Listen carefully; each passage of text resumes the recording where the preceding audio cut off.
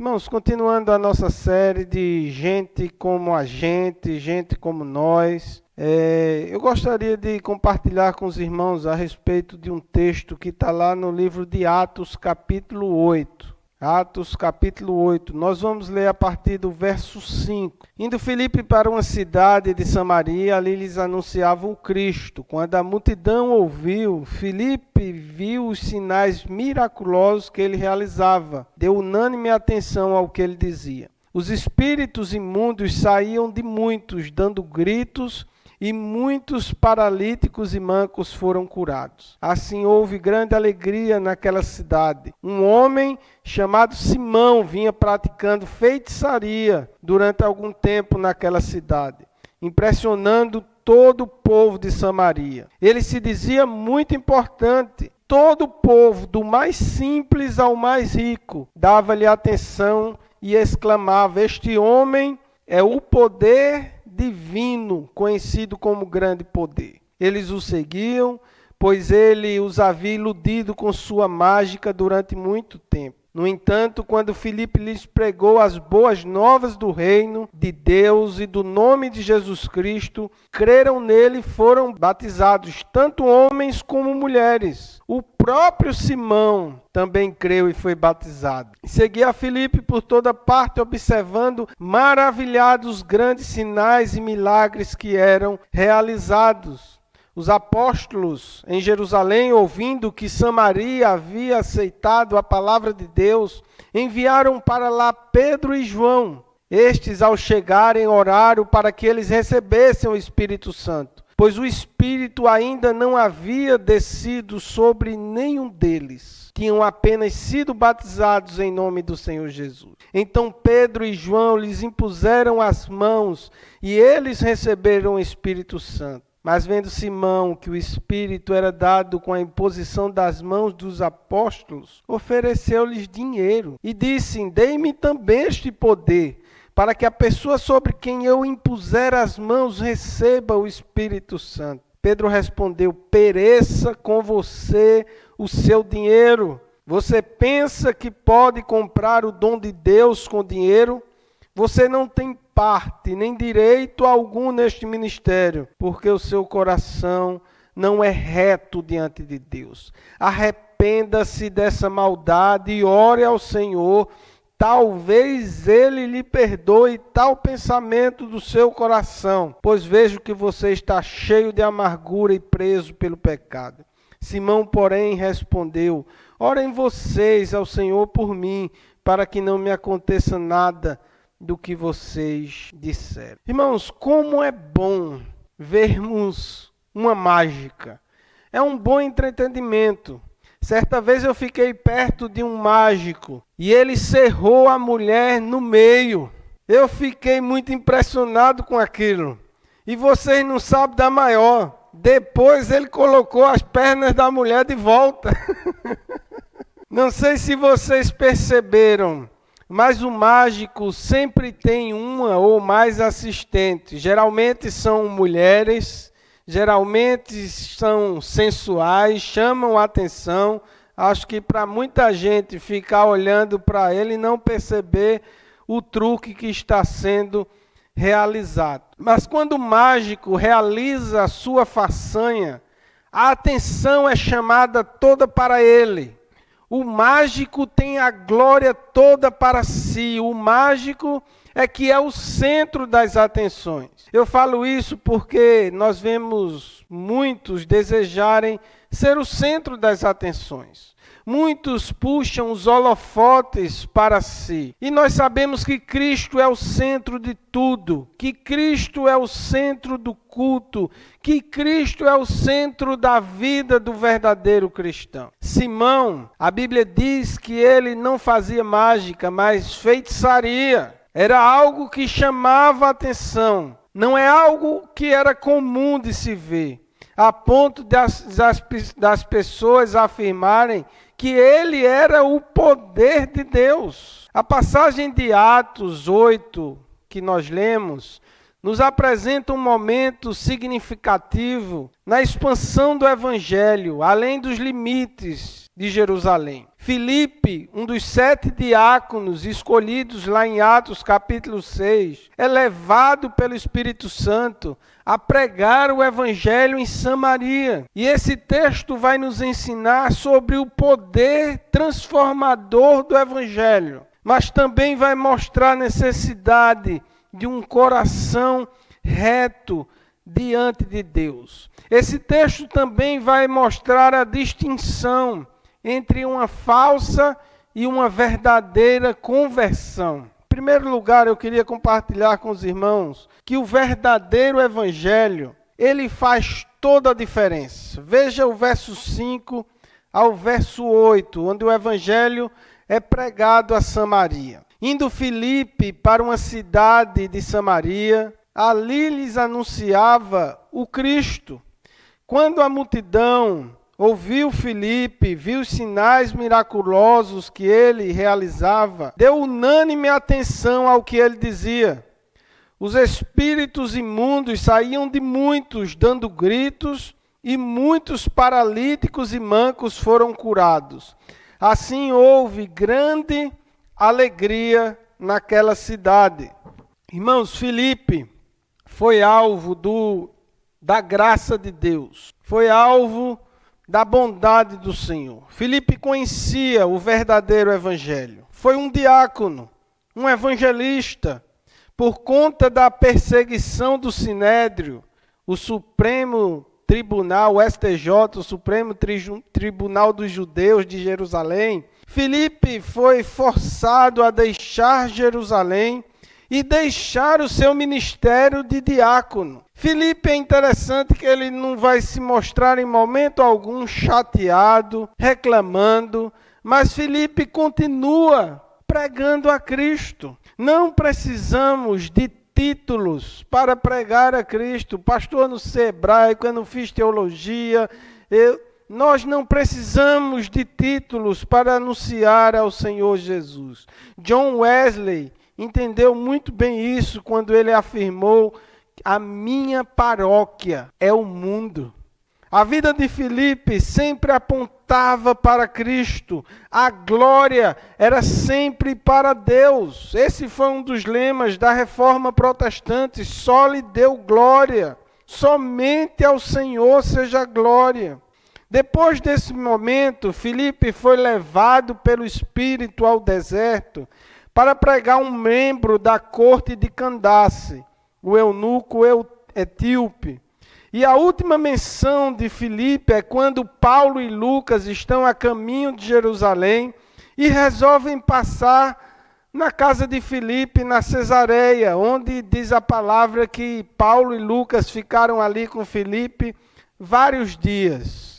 Filipe chega em Samaria para pregar o Evangelho, para pregar o Cristo. Como nós vimos na escola dominical, Cristo significa ungido.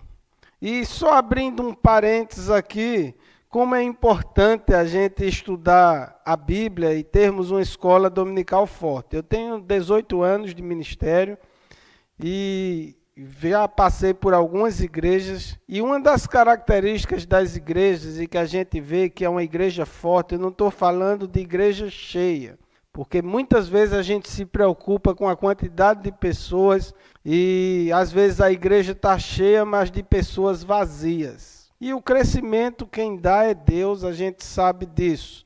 Mas uma das características das igrejas fortes, que temiam a Deus, que conheciam a palavra, era que elas tinham um departamento infantil forte e uma escola dominical forte. Olhe para as igrejas que são referências no Brasil ou aqui, que de temor a Deus, de amor à palavra, que prega a palavra com fidelidade, você vai ver que o departamento infantil, a escola dominical, elas são fortes, o ensino da palavra é forte. E Filipe fazia isso, anunciava a Cristo, ensinava a palavra. Ele não anunciava filosofia, tradições, ideologias, mas ele falava a respeito de Jesus. o Filho de Deus.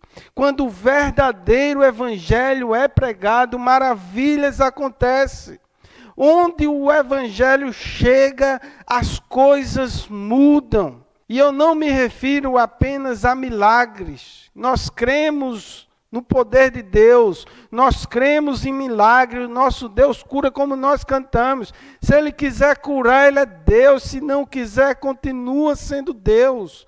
Nós cremos no seu poder, mas eu me refiro a ter uma vida com satisfação, a ter uma vida bem vivida, com satisfação na nossa alma. Passamos por lutas, passamos, mas uma das aventuras mais fantásticas nesta vida é ter uma vida com Cristo, uma vida de satisfação, uma vida de gratidão, uma vida de certeza que quando fechamos os nossos olhos aqui, nós não vamos estar entregues ao acaso, nós vamos abrir os nossos olhos diante do próprio Cristo. A certeza que nós temos de ter um Deus todo-poderoso caminhando junto conosco.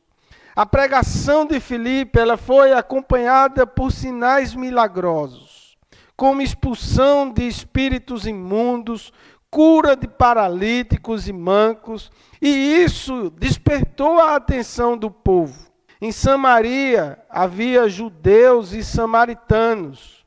No início do cristianismo, a salvação, ela foi anunciada tanto aos ouvidos como aos olhos, por isso tantos milagres. A grande questão hoje é que nós vemos muitas vezes as pessoas querendo presenciar apenas milagres. Não tem uma vida transformada, uma vida com Deus. As pessoas ouvem uma pregação e muitas vezes uma boa pregação, mas elas não veem vida. Não veio o evangelho aos olhos, apenas aos ouvidos. No seminário nós tínhamos sermão de prova, como era bom aquele tempo. Nós pregávamos e éramos avaliados por outros seminaristas e pelo professor a respeito do nosso sermão.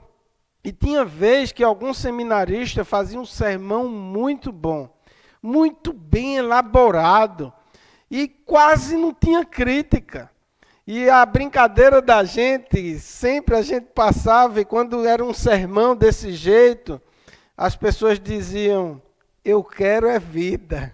Dizendo que pregar é fácil, mas nós precisamos viver aquilo que nós pregamos. Certa vez, numa igreja, Assembleia de Deus, lá em Recife, uma igreja gigantesca, foi um pregador muito famoso. E estava completamente lotada. A pergunta que eu fiz, eu não pude ir, mas a pergunta que eu fiz ao irmão, a respeito do pregador, perguntei a ele, como é que foi o sermão?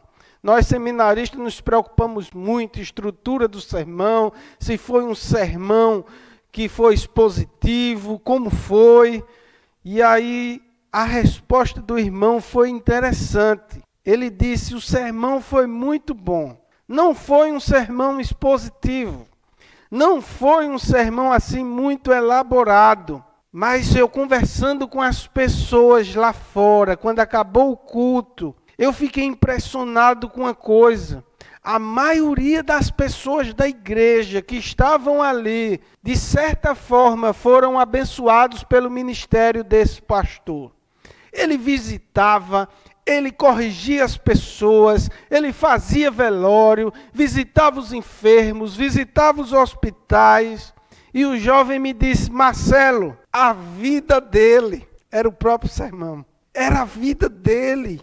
Como diz o pastor Hernandes, a igreja hoje se divorciou, fez o divórcio da pregação com a vida. Quando a mensagem do evangelho ela é recebida, o resultado é alegria. E hoje o que nós vemos em muitas igrejas são um povo triste, um povo abatido, um povo desesperado com a situação desse mundo.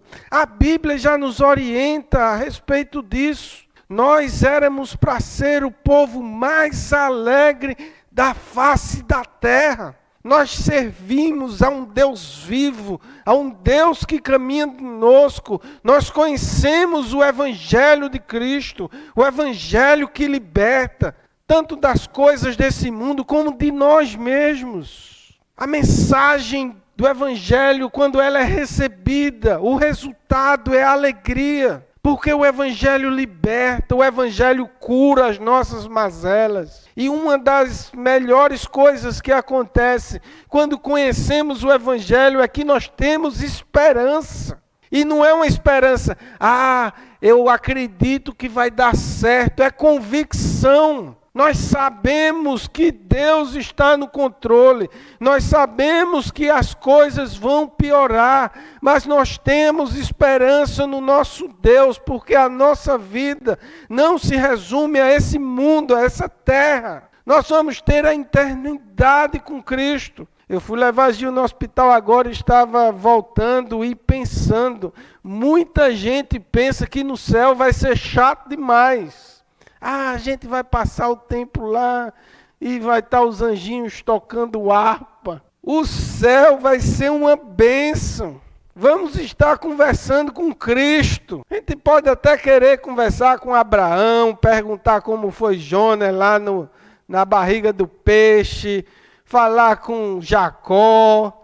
Vamos ter algumas surpresas, mas vai ser uma bênção. Vamos estar face a face com o Cordeiro. Só em estar com Ele, adorando a Ele, já vale a pena. O Evangelho muda, transforma, impacta a nossa vida e nos leva a não vivermos para nós mesmos, mas vivermos para Deus. Onde existe opressão, dor, escuridão, o Evangelho ele traz luz e traz esperança.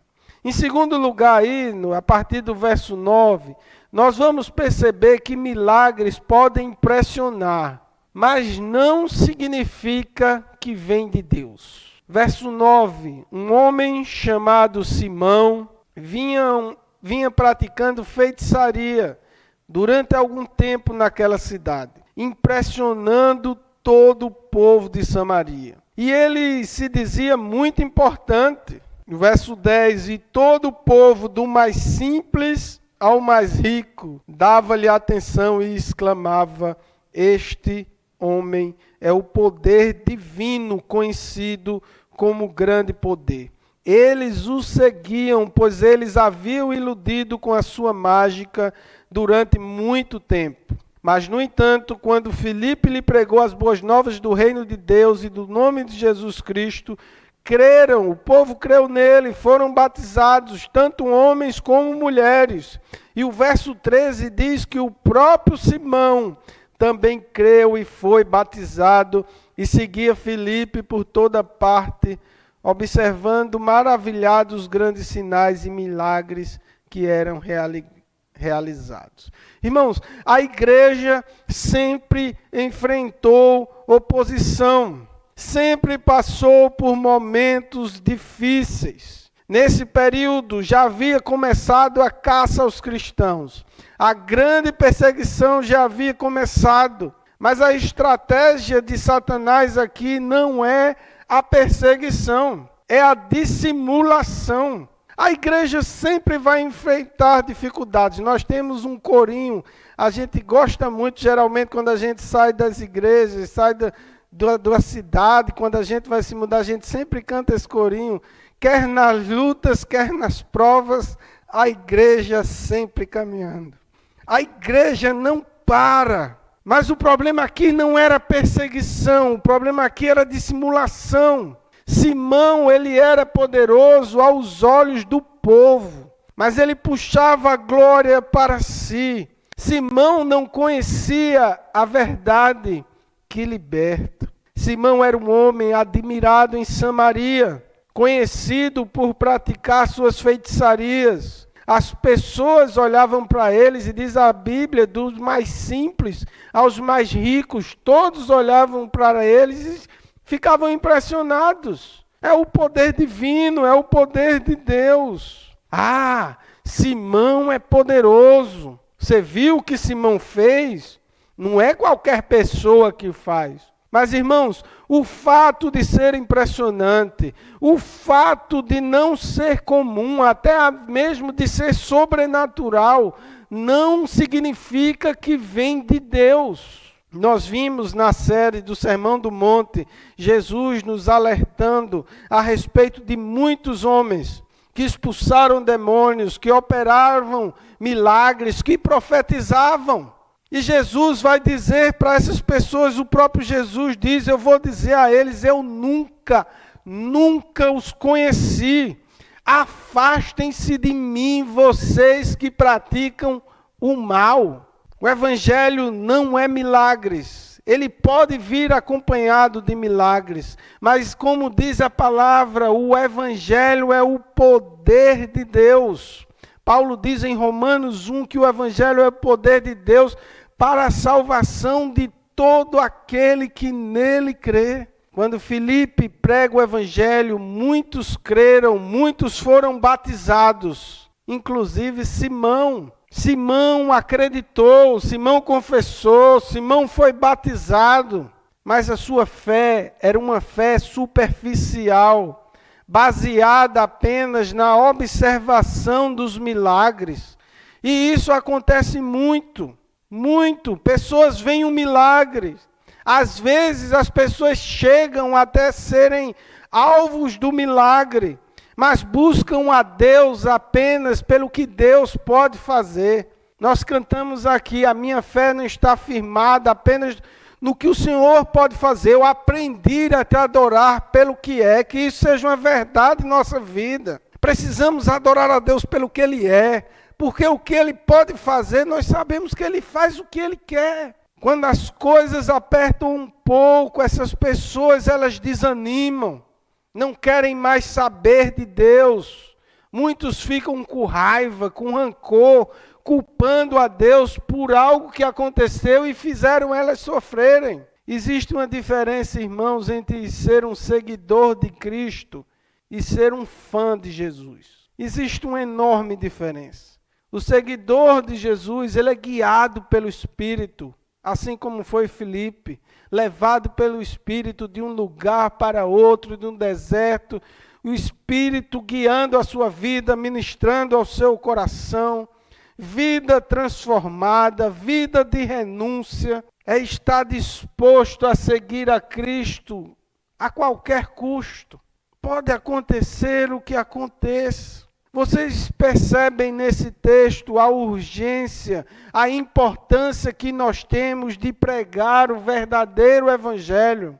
Você consegue perceber que muita gente hoje abraçou um evangelho que não é o evangelho de Cristo, um falso evangelho, um evangelho superficial. Simão se aproximou do verdadeiro evangelho não por convicção profunda de pecado, mas pela curiosidade, pelo fascínio dos milagres, dos sinais que eram operados.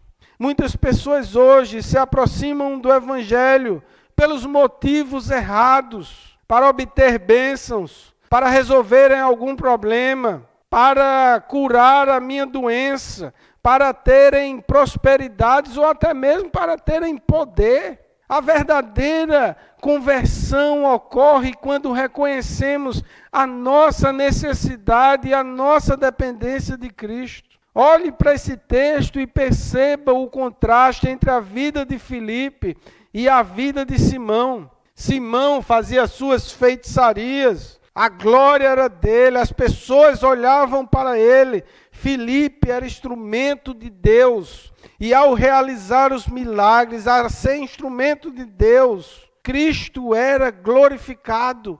A glória não era para ele, a glória era para Cristo. Um homem nativo de Samaria, chamado Justino Marte, ele testificou que Simão mudou de Samaria depois para Roma e continuou fazendo seus encantamentos, fazendo as suas mágicas, suas feitiçarias. Apesar dele ter sido batizado, apesar dele ter presenciado milagres, ele não entendeu o verdadeiro evangelho. E dessa passagem, irmãos, é dessa passagem que vem o termo simonia, que significa comprar e vender cargos e privilégios eclesiásticos. Em terceiro e último lugar, o evangelho, ele rompe barreiras. Veja do verso 14 ao verso 17. Os apóstolos em Jerusalém, ouvindo que Samaria havia aceitado a palavra de Deus, enviaram para lá Pedro e João.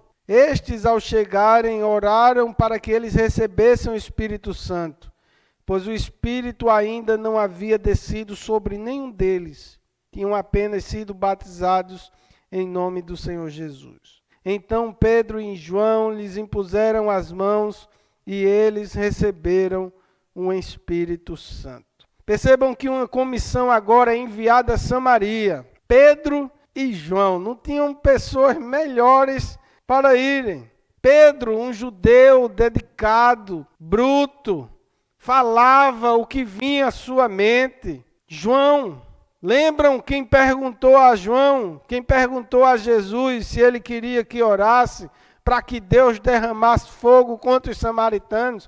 O próprio João, discípulo do amor. Pois é, João, agora o que queria destruir a cidade de Samaria por não receber Jesus, agora está querendo ver a salvação dos samaritanos. Isso é o que o evangelho faz. Os apóstolos Pedro e João foram enviados a Samaria e ao ouvirem que muitos haviam aceitado a palavra de Deus, eles oravam, colocavam as mãos sobre os novos convertidos para que eles recebessem o Espírito Santo. Nós sabemos que os irmãos, os judeus, eles não suportavam os samaritanos. E aqui nós vemos judeus se alegrando, orando, reconhecendo que os samaritanos são irmãos. Pedro e João, dois apóstolos, reconhecendo que o evangelho não é apenas para os judeus, mas para os gentios e inclusive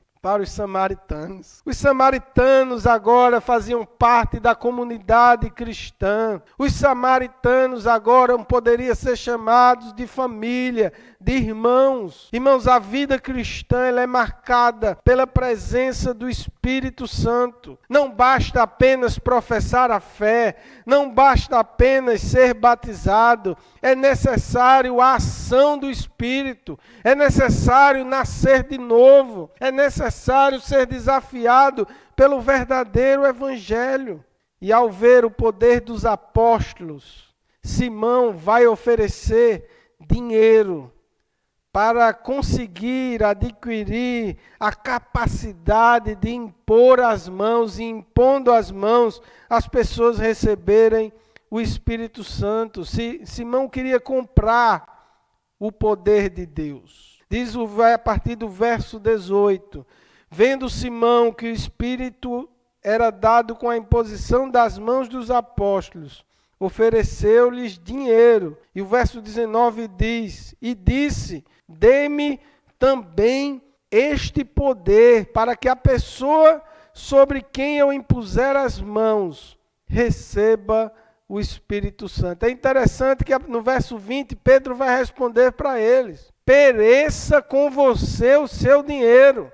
Você pensa que pode comprar o dom de Deus com dinheiro? Você não tem parte nem direito algum neste ministério, porque o seu coração não é reto diante de Deus. Arrependa-se dessa maldade e ore ao Senhor, talvez Ele lhe perdoe tal pensamento do seu coração, pois vejo que você está cheio de amargura e preso pelo pecado. Às vezes algo acontece em nossas vidas e nós vemos essas coisas que acontecem como oportunidades. Pedro e João poderiam aproveitar a oportunidade e dizer, vamos aqui fazer um extra, vamos aqui ganhar um bom dinheiro.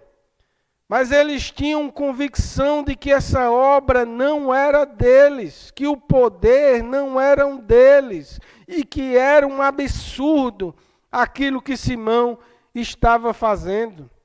Pedro diz, pereça com você o seu dinheiro. Ele está dizendo, morra com seu dinheiro. O dom de Deus não pode ser comprado. Pedro discerniu que o coração de Simão não estava reto diante de Deus. Ele poderia se impressionar a cidade de Samaria, mas não impressionava quem tinha uma vida com Cristo, quem conhecia o verdadeiro evangelho. Ele pediu aos apóstolos que orassem por ele, mas nós não vemos um arrependimento genuíno. Simão não se arrependeu, teve remorso, teve medo daquilo que Deus poderia fazer com ele. Eu já vi pessoas buscando a Deus apenas com medo de não ir para o inferno. Eu não quero ir para o inferno, por isso eu busco a Deus. O verdadeiro evangelho, ele nos coloca em nosso lugar.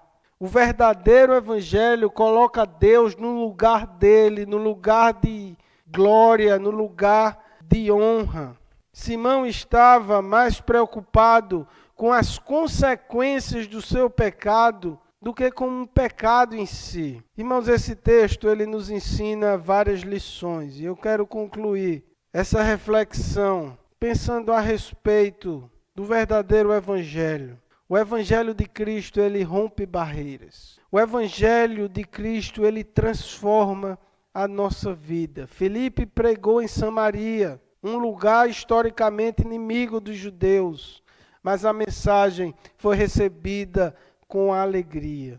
O evangelho, ele é capaz de transformar e unir povos diferentes. Em segundo lugar, a necessidade que nós temos de termos um coração puro e reto diante de Deus. Simão, ele aparentava fé, mas seu coração estava longe de Deus. Precisamos examinar as motivações do nosso coração e buscar uma fé genuína diante do Senhor. E em terceiro e último lugar, como precisamos aproveitar as oportunidades. Tanto Filipe, Pedro, João, nós vamos olhar para a vida desses homens, como eles aproveitaram as oportunidades que foram dadas a ele. Todos os dias nós temos oportunidades de fazermos diferente. Todos os dias nós temos oportunidade de falarmos de Jesus, de vivermos o verdadeiro evangelho. Às vezes erramos, às vezes não aproveitamos a oportunidade, mas precisamos colocar a nossa vida diante do Senhor. Nosso cristianismo não se resume apenas a 2 horas de culto. É a vida diária, é o estilo de vida, é viver para a glória de Deus. E hoje nós somos desafiados a refletirmos a respeito da nossa fé. O nosso desafio é seguirmos a Jesus, é adorarmos ao Senhor Jesus com alegria, mesmo em meio a circunstâncias difíceis, mesmo em meio a tempestades, mesmo em meio ao caos. O nosso desafio é olhar para a nossa fé e refletirmos se a nossa fé é genuína, se estamos buscando a Deus com a motivação correta. Porque muitas vezes nós nos enganamos e o nosso coração é enganoso. Às vezes as pessoas dizem, confie no seu coração. Não confie, porque ele é enganoso. Nós precisamos estar diante de Deus e sempre nos desafiando, sempre olhando para a nossa vida, o que Deus precisa melhorar, o que é que Deus precisa transformar na minha vida, no meu dia a dia, no meu casamento, no meu trabalho, na minha vida diária, que Deus precisa transformar. Louvado seja Deus pelo Espírito Santo que está conosco, que está com sua igreja, que está com seu povo. Que possamos ter uma vida que agrade ao nosso Deus e que, em nome de Jesus, as coisas que não são comuns, mesmo sendo sobrenaturais, não venham nos impressionar. Não significa que essas coisas vêm de Deus. Hoje no mundo gospel acontece tantos absurdos. Que nós precisamos é de um verdadeiro evangelho. Nós não precisamos de novidades. Nós nem sequer precisamos de milagres. O que nós precisamos é da vida com Deus, de reconhecimento de pecado, de vida transformada. Que isso seja uma verdade a começar em mim, que seja uma verdade na nossa comunidade, que seja uma verdade no nosso país, no Brasil, aqui no Canadá, que possamos colocar a nossa vida diante do Senhor. Receba a bênção, irmãos. Que a graça do Senhor Jesus Cristo, o amor de Deus o Pai e a comunhão do seu Santo Espírito esteja com todos nós, com todo o povo de Deus espalhado na face da terra, desde agora e para todo sempre. Amém.